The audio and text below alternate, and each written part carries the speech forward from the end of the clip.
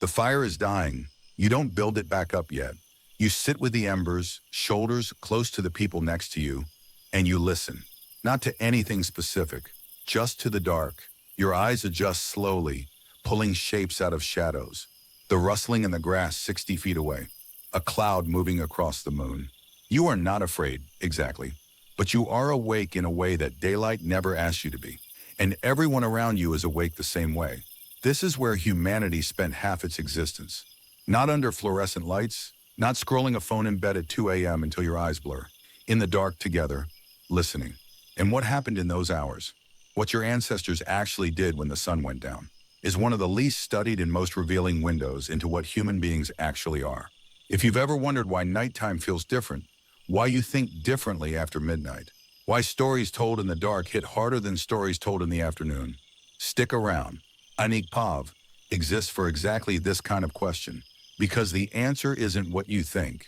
It's older, it's stranger, and it's still happening inside you right now, whether you know it or not.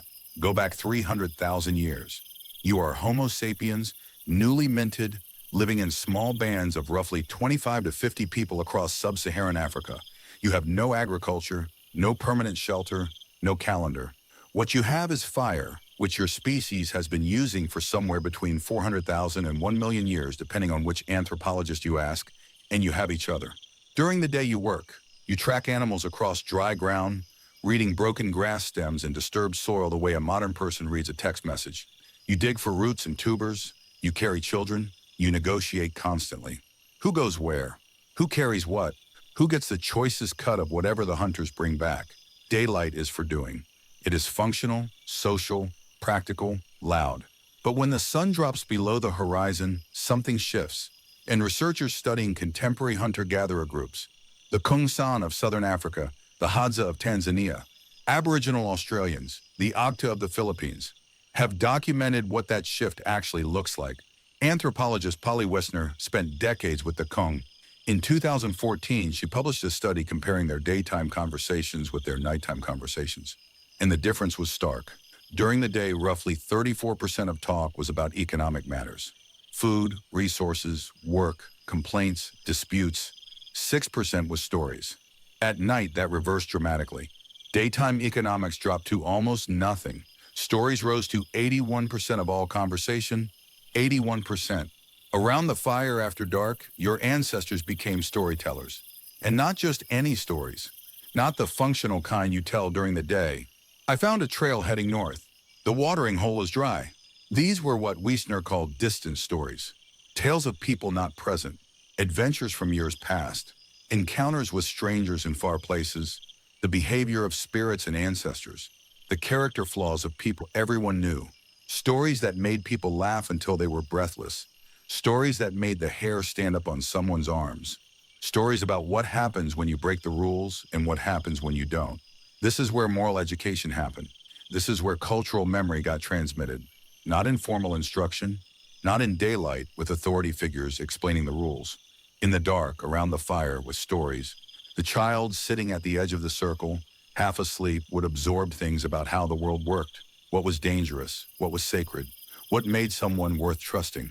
Not because anyone was teaching them, but because the story was just that good. And here's the part that stops most people cold when they really sit with it. This is likely where imagination itself was exercised, where your capacity for abstract thought, for projecting yourself into situations you've never experienced, for considering what someone else might be feeling. Those faculties got their workout, not in solitude, not in meditation, in collective storytelling, after dark, with fire. Jerome Bruner, one of the 20th century's most important cognitive scientists, argued that narrative is not just a way of communicating knowledge, it is a primary cognitive mode. Not logic, not argument, story. And if Wiesner's data is right, the fire was the classroom and night was the schedule. But storytelling wasn't the only thing happening after dark. Sex for one. And this is where modern assumptions get corrected fast. You almost certainly did not sleep in nuclear family units. The evidence from contemporary hunter-gatherers and from the structural remains of ancient campsites points toward communal sleeping arrangements. Multiple adults in a shared space, with children tucked into the group, not isolated in separate rooms. Privacy in the way we mean it, was not a feature of the Paleolithic night. What this meant for reproduction and for pair bonding is still debated, but what is not debated is that intimacy of all kinds, physical, emotional, social, happened in far closer proximity to other people than modern humans would recognize. Some anthropologists believe this actually reduced pair jealousy because nothing was hidden. Others think it created entirely different social contracts around sex and partnership than the ones we inherited from agricultural civilization. What everyone agrees on is that the modern notion of retreating to your private room with your exclusive partner and closing the door would have been completely alien. Music happened. Consistent evidence of musical instruments, bone flutes, percussion instruments made from shells and stone, goes back at least 60,000 years.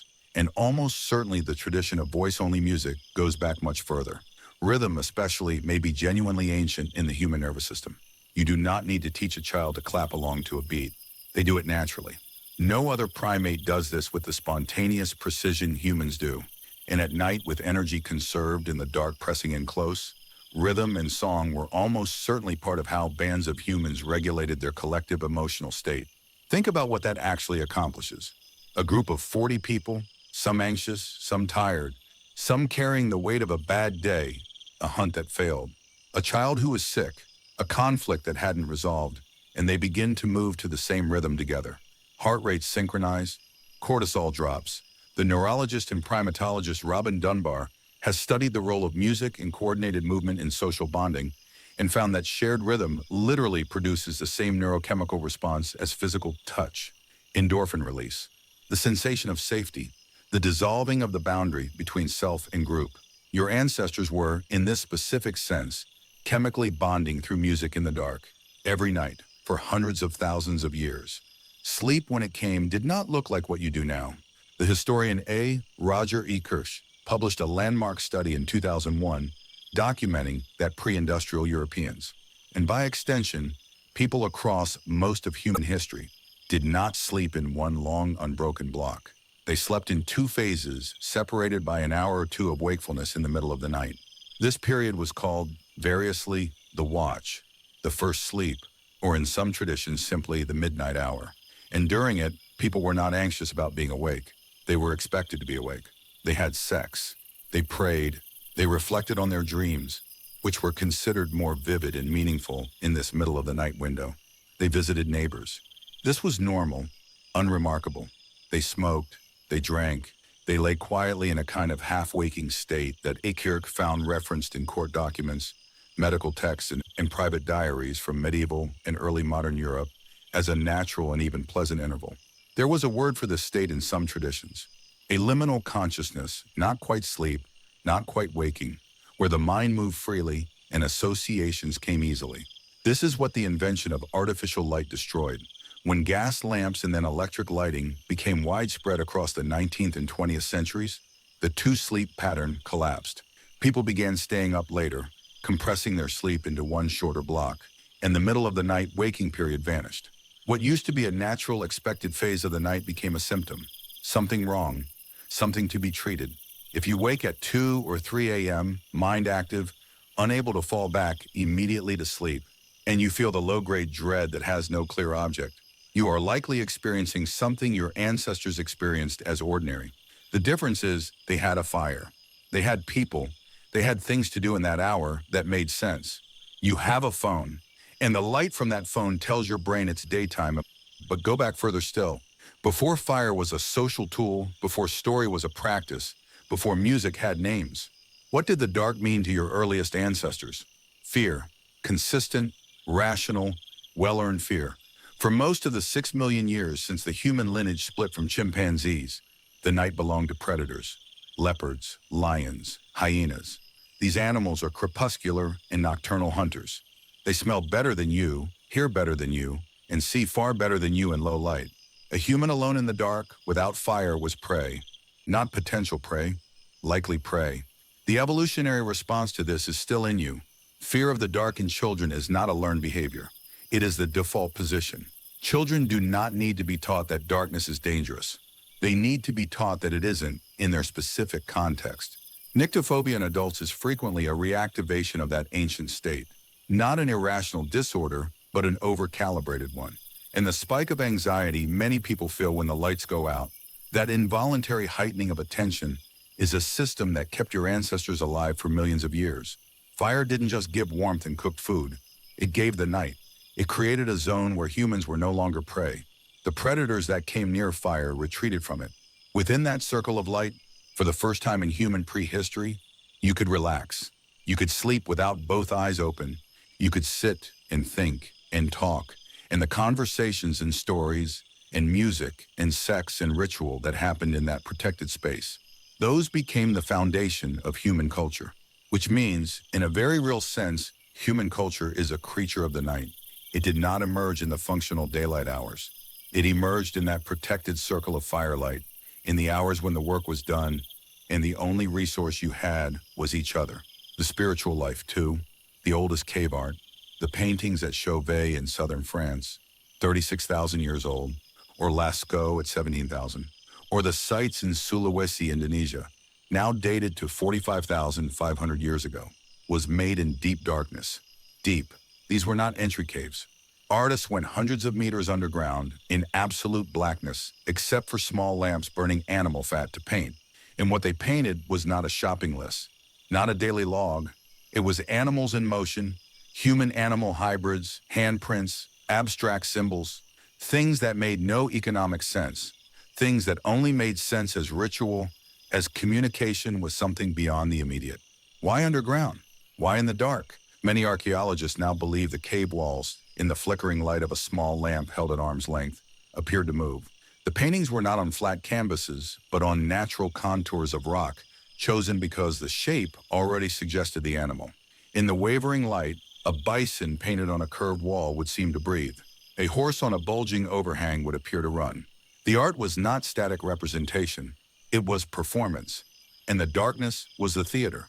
Your ancestors hallucinated in firelight, and then they painted what they saw. And those paintings survived 45,000 years to be photographed by researchers in 2019 with equipment that cost more than the entire annual food supply of the people who made them. This is not primitive behavior. This is not the activity of pre-modern minds limping toward enlightenment. This is the full weight of human consciousness, turned toward the dark, trying to understand it. And you carry all of it. The two-sleep pattern is in your circadian architecture. The heightened narrative processing after dark is documented in sleep research. Your brain shifts toward associative, emotional thinking in the evening hours, which is why conversations go deeper at night, why you make different decisions at midnight than at noon, why creative breakthroughs so often come in the dark. The social bonding through rhythm and story is in your nervous system, waiting for activation. The fire is gone mostly. The predators are gone mostly, but the hardware they shaped is you. The next time you sit around a fire with people, a bonfire, a fire pit in someone's backyard, a fireplace in winter, notice what happens. Notice how the conversation changes, how stories come more easily, how people move closer together, how time seems to slow down and then suddenly disappear, how you feel at some bottom level below words that this is correct, that this is what night is for. You're not being nostalgic. You're not romanticizing the past. You're recognizing something that was installed in you over hundreds of thousands of years of selection pressure. And it still works. It works precisely because the nights it was built for were so long and so dark and so full of everything your ancestors made them full of. That's what ancient humans did at night. They became human. And in certain moments, when the conditions are right and the fire is real and the people around you matter, you still do the same thing.